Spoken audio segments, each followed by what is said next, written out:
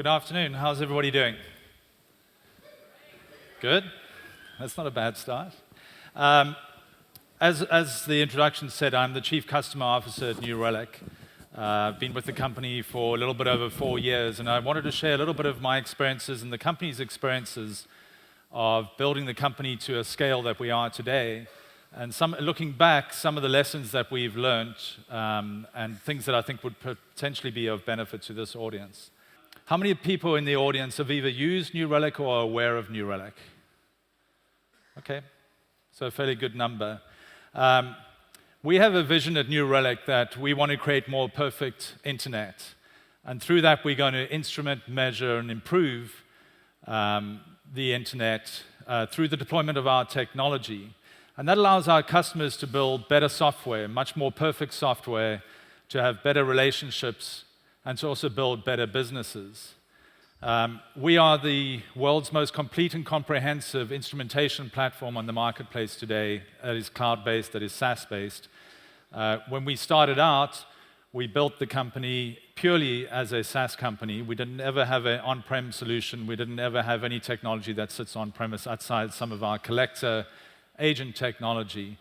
And so we started out in fairly small fashion initially when we started the company 11, 12 years ago, and focused very heavily on the application performance management marketplace. And our CEO and founder, Lou Cerny, was actually the founder of the category of APM. He had a company called Wiley back in 2000 that he started that ultimately sold on to Computer Associates, and really was seen as the sort of father of the APM market segment. And learned a number of things in that experience that we then applied in terms of building out New Relic, which is his second go-around on the whole monitoring space. That has extended beyond APM quite significantly over the years. We have a full suite of 6 products that we now are able to instrument right from the front-end customer experience, whether you're using a mobile application or you're accessing the internet through a browser, to doing synthetic monitoring through to the application itself, and then ultimately back out into the infrastructure that it runs on. And so essentially are able to look from end to end in terms of the full customer experience and deliver insights and analytics on top of that that hopefully allow you to build better software, create better relationships, and to have better businesses. We're into our second decade. The company started back in 2007, 2008. As I was introduced, we have 17,000 customers. We're a global operation right now. But we started out with fairly humble beginnings and focused very much exclusively on APM. It was monitoring Ruby on Rails back in the day. We thought it would have a business opportunity of around about $100 million in revenue. We could see the market opportunity there, but nothing as big as we've been able to realize now as a company. We work with mostly modern teams, so if you are building software and you're running software today, you should be running New Relic or a New Relic equivalent. We'd like you to run New Relic. It's an integral part of your business going forward, and having a platform like New Relic is going to be essential to the success of your business over time. We started out in the commercial SMB mid-market space. It was interesting listening to Thiago from TalkDesk. And some of his experience of moving from a commercial business to an enterprise business rings pretty true for me and for New Relic's experience. And when I joined back just over 4 years ago, we were about a $140 million business that was very squarely in the commercial business. So much more of an inside sales mentality, hub-based selling, predominantly in North America, not really into strong relationship-based selling and the trust that he talked about. But one thing that we did really successfully in the early days was establish an incredible brand. And that brand led to viral adoption, whether it was in the commercial segment or the enterprise segment. We hadn't actually formally sort of committed ourselves to having more of an enterprise sales organization, but actually many enterprises already had the use of New Relic because there was this viral adoption, a recognized brand.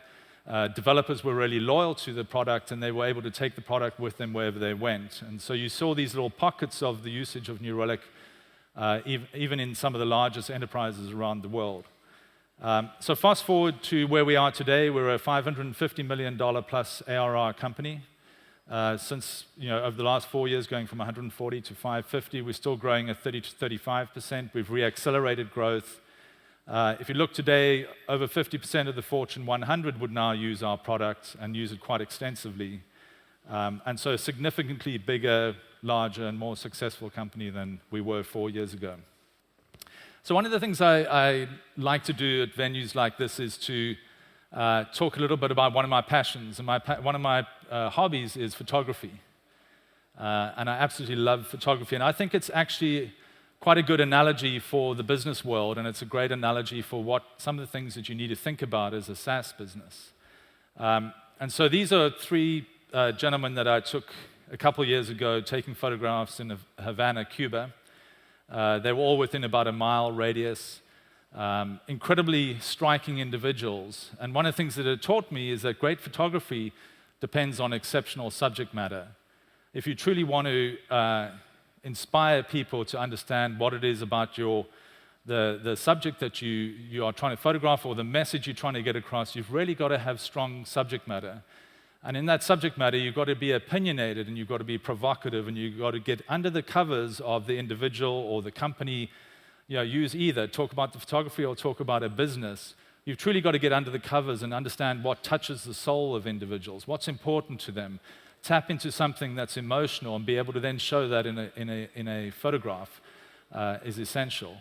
So subject matter is critical, and our customers depend on us on having strong subject matter. When we walk into meetings, we've got to have really strong opinions about things.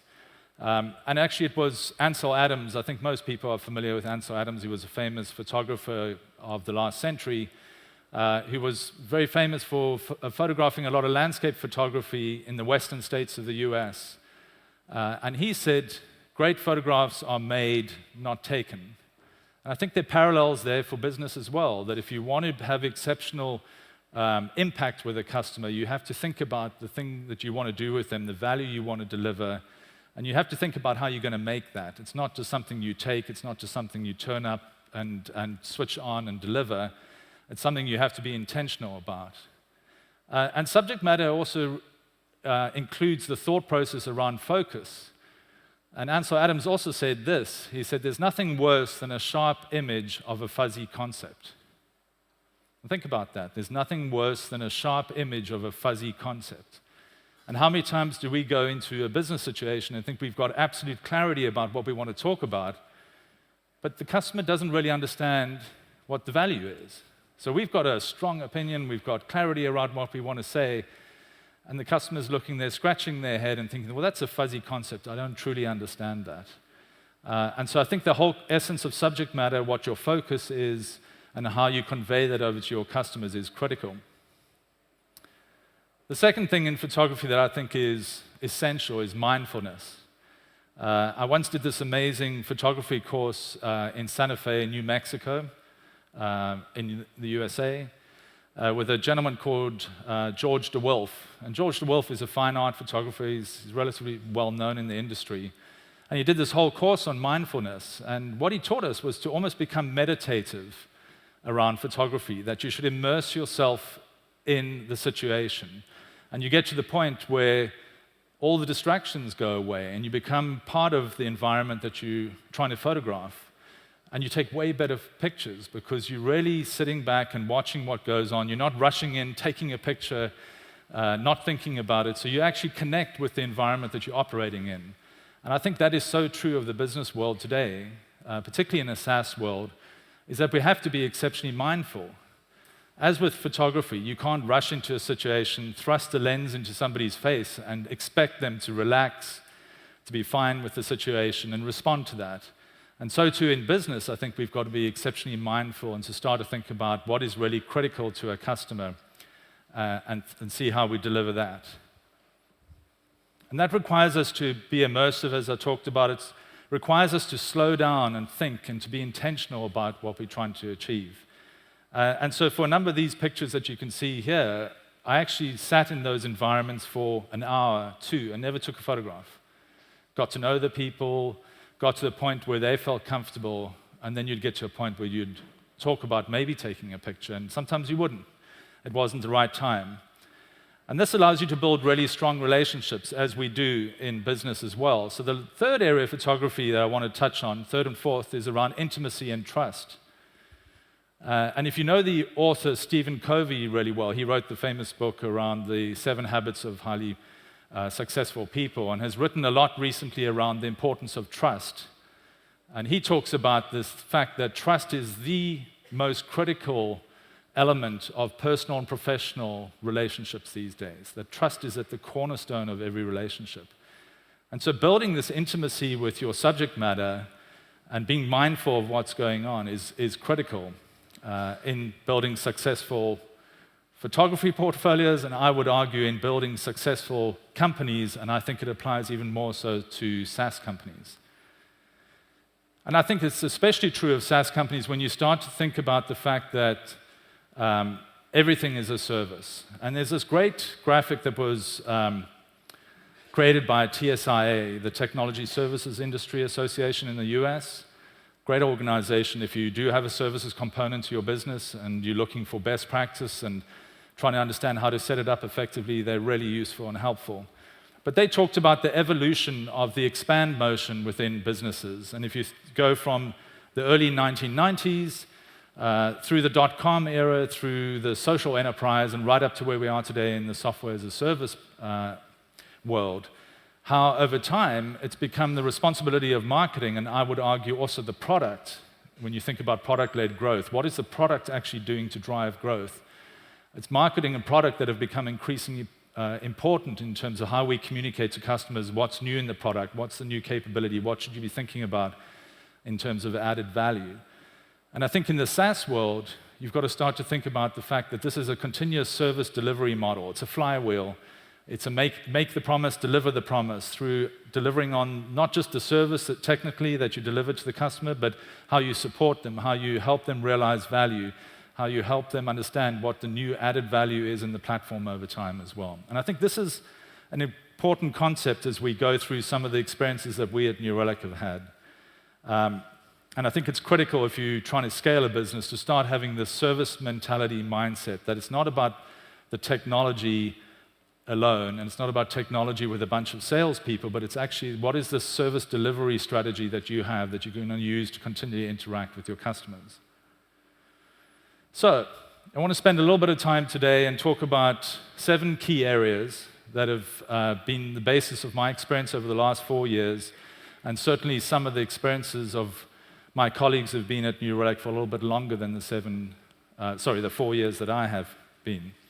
So these are a few lessons and learnings. I'm not saying they're parables or anything like that, it's not the law, it's not something that I think is firm, it's an idea, it's a thought, it's a concept, it's some realizations that we as an organization have had, and I'd love to share that with you and then also get feedback from you as to what your thoughts are. Thiago mentioned this in terms of hiring people at the right time in the evolution of your company. And there are quite a few schools of thought around this. Do you hire Mr. Right or Mr. Right now? You hear a lot of people talking about that.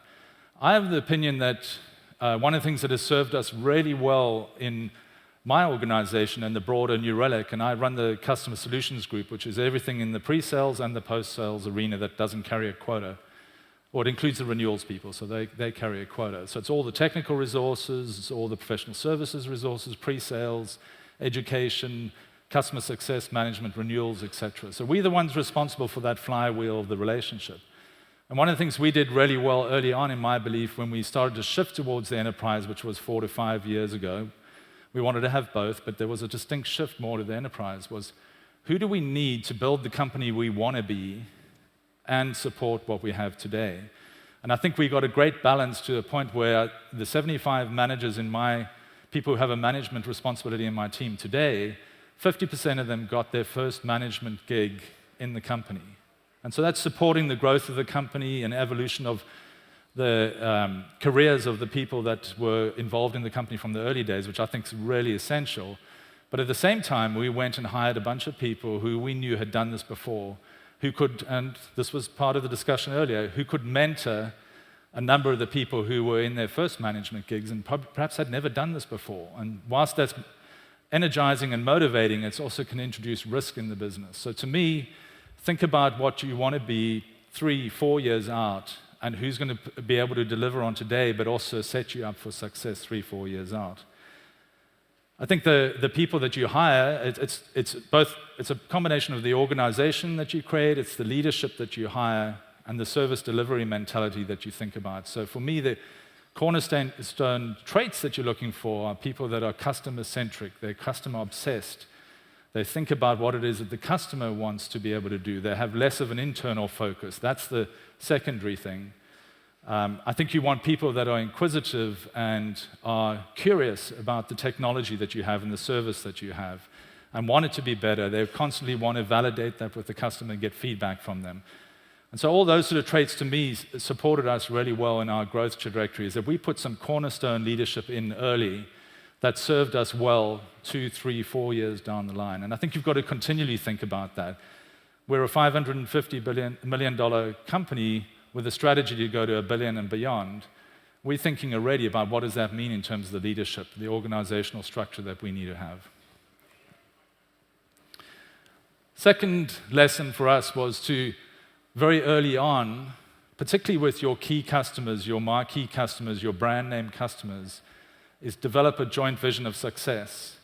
And in my view, you may not necessarily invest in it as early, but you will be thinking about what customer success means and how you're going to implement the whole motion of customer success.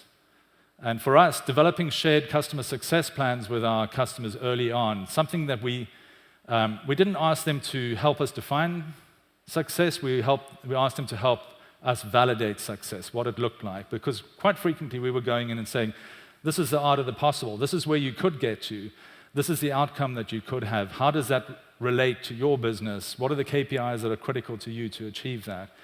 But having that joint vision of success with your customers is essential, especially when you get to scale, because if you don't have it, you're going to be chasing your tail, you're going to be putting out fires, you're going to be intervening when there's a problem, rather than monitoring how you're doing in terms of the path towards the success that you've jointly defined. So, part of that in my mind, and this is the thought process I mentioned earlier, you may not invest in it entirely, like really heavily right up front, but you've got to be thinking about it. And those of you who know Reid Hoffman from PayPal days and co-founder of LinkedIn, he has this great podcast series called Masters of Scale. If you've not listened to it, I encourage you to go and listen to it. A number of the sort of luminaries in the SaaS world talk to him through his podcast and talk about what it means to scale and all the lessons they learned. And one of the ones that Brian Chesky did with him from Airbnb talked a lot about this concept of slowing down to go fast. If you want to scale your company, you've got to think about what does the gold standard look like? What does the best practice look like? Because if you get to the point where you really need to scale it and you haven't thought about that, you're probably too late in the game, and you're going to scale something that's less than optimal, and something that you probably shouldn't scale. It runs the risk of introducing even more risk and instability in your business. So to me, as early as possible, pay attention, slow down, and think about what is that motion that's essential, particularly around customer success. How do customers get value? What resource do they need when?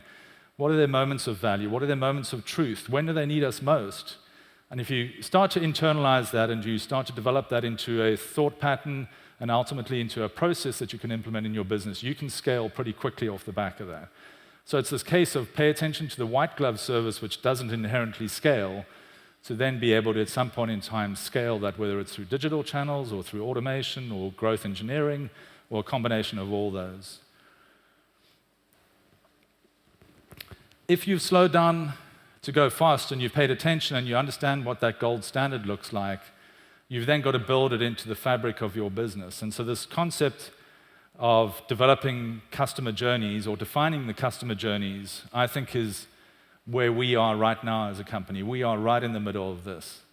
And one of the things I've done a lot of is to explore my peer group in the industry and try and get feedback from them as much as possible to say, hey, what should we be thinking about? And if you talk to most of the successful SaaS companies in our industry, the really well-known marquee brands, this is one of the things they will key on the most, which is understand what that customer journey is that you want to take a customer on. Because at some point in time, you're going to have to automate that. You're going to have to, if I think about it in our context, we've got 17,000 customers. We can probably afford to invest direct customer success management and solution architects in about 1,200 accounts. What are we doing with the other 16,000? And we can't afford to just intervene when they have a problem. We have to get ahead of that. So defining the customer journeys, and understanding the channels that you're going to use to execute those journeys is essential. And you know what? You can debate forever whether it's a journey by product, whether it's a journey by platform, or it's a journey by persona. Pick one and go with it. We argue that persona is the critical one, especially as we're going to be developing loads more products over time, and so we just want to focus on certain personas and how we introduce those capabilities to them. So the customer is on a journey, but we need to understand whether the customer is actually having a delightful journey. Is it a great journey? And this is another thing that we've, over the last 2 years, invested significantly in, which is a discipline around understanding the customer's health. And I would, there's a sub-lesson here for me, is that we started out this part of our journey by trying to define an aggregate customer health metric. And I think we just got into analysis paralysis. And whilst I think ultimately it's useful to have a single metric, there's a whole plethora of KPIs that you should be monitoring as an organization down at the individual account level that tells you, is an account healthy? And that might be from deployment and license consumption through to the user community growth or decline, how often that user community is logging in, what are they doing, how deeply are they using the functionality, is it superficial, is it really deep and advanced user cases? You need to have that data at your fingertips, in addition to the data that tells you what have you been doing with the customer to see if it's improving the health, or the health is stagnant, or it's declining. And we've been able to build this into a simple dashboard that any AE, any customer success manager, any renewal rep can go in and look at any account across the organization at any point in time and see in real time what are all those metrics. And we're starting to aggregate those up and roll them up to different dimensions in the company, be it by geography, be it by product, be it by contract type, be it by ARR band. To me, this is the heartbeat of your business. And as part of the slowing down to go faster, I think this is a critical element as well. Understanding what it is that you want to measure and how you determine whether that journey that you've defined is the optimal one or not, and how many of your customers are following it or not. So healthy customers, in our mind, become advocates for you. Our customer solutions group has a mantra that our passion for customer success creates lifelong advocates for New Relic. We also realize that we can't spend enough money to get to all the customers and teams that we want to talk to. That's going to cost a fortune if we wanted to do that. So yes, we can use marketing. Yes, we can use PLG, the product-led growth element of this. But what we want are proxies for ourselves sitting out in our customer base. And this has been enormously successful for us, is that individuals who have used the product, right down at individual ops people or developers, SREs, have taken the product wherever they go. And it's one of the first things they'll say in an organization, have you deployed New Relic? And so this philosophy in our organization is we need to develop these advocates throughout our customer base, from the individual contributors, who are some of the best brand ambassadors for us, right up to the senior executives. And so that when a senior executive like Paul Cheeseborough, who was here at News UK, went to News Corp as a global organization, went to 21st Century Fox, part of which was acquired by Disney, that connection has been hugely valuable to New Relic because we've had advocates that have been able to vouch for our product. So it's one of these things that we proactively do. We target them. We think about who our advocates are going to be, who do we want to develop, and we develop tight relationships with them. And I think your customer advocates are ultimately your trust custodians. And I come back to what I was saying about the philosophy of good photography, in that the cornerstone of business, in my mind, is trust. And we want to establish trust above all else. And I mentioned Stephen Covey earlier in terms of the books that he's written recently about this, and he has this quote. He says, "The ability to establish, grow, extend, and restore trust among stakeholders is the critical competency of leadership needed today. Trust is the glue of life. It is the most essential ingredient in effective communication. It's the foundational principle that holds all relationships. But it takes time and patience. And in my mind, this is one of the things you want to be clear about right up front. And Thiago talked about it. People buy on trust. They trust you, particularly in the SaaS world, where everything is a service. They want to trust you. They have to trust you. They need to trust you. And that's in your interest to build that trust. And we've all been on a sports team or had a family relationship or worked in a business where there hasn't been trust. bad things start happening. And so for me, this is absolutely essential to the success of a growing, scaling SaaS business. And part of it is knowing what are the moments of truth and the moments of value, particularly the moments of truth of your customers. So we have a strong presence in the media and entertainment world. And so for a lot of the media companies a few years back, it was the night of the elections in the US. That's their moment of truth. Millions of people will hit their sites. Are we able to be there to support them personally and through our technology? We obviously are very strong in e-commerce and retail, so on Black Friday or Cyber Monday or any particular sale period, are we there for our customers and able to support them and build that trust? Because if you're there and you can build that trust, they'll be there for you when inevitably something goes wrong with your service. And they'll understand that they've got empathy for you because you were there for them and they will likewise be there for you. So before I close out, I do want to go back to a point I made earlier. One of the things I've benefited from over the last 3 or 4 years is I've very intentionally spent a lot of time, I've sought out all my peer group in the industry. And I've said, how do you think about customer success and engaging with customers? And I've realized that we're an evolving industry and that nobody's truly figured this out. And best practices are continually evolving. And so one of my encouragements to you are to, at every turn, seek out your peer group in the industry. Spend as much time as you can with them, because you will not only build confidence around your strategies and ideas, you will learn something every time you meet up with somebody who's trying to solve the same problem that you are. And I think that's part of what this community and this event is about. So in closing, you've probably heard I've got a funny accent. I'm not British. That seems to be the general thing in the US. People think I'm British. But I grew up in Cape Town, South Africa. Spent half of my life living there. It's a beautiful city. For anybody who's been there will be able to attest to the fact that it's an absolutely stunning place to go. It's got a really unique culture, amazing people. As I think most of you in the audience will know, South Africa went through a remarkable transformation in the late 80s, early 90s, coming out of apartheid, the release of Nelson Mandela. And part of the process of moving to a truly democratic country and rewriting the whole constitution was this philosophy of Ubuntu. Now, most of you, I suspect, in the audience here know Ubuntu from Ubuntu Linux, Mark Shuttleworth's company. But Ubuntu is a Ngidi Bantu term that effectively means humanity. And its literal translation is, I am because you are. And that I can't be successful or happy without you. And it was the cornerstone of the Truth and Reconciliation Commission in South Africa, which encouraged people who had committed atrocities in apartheid to come forward and volunteer some of the things they had done. And you would not be charged if you came forward voluntarily, and you could provide closure because people believed in this Ubuntu philosophy. And it's one of the things I've tried to instill in my team as we've built out a successful SaaS company is we are because they are. We are only successful because of our customers, and if we're not focused on those day in and day out and thinking of how we support them, we're not going to achieve the goals and aspirations that we have as a company.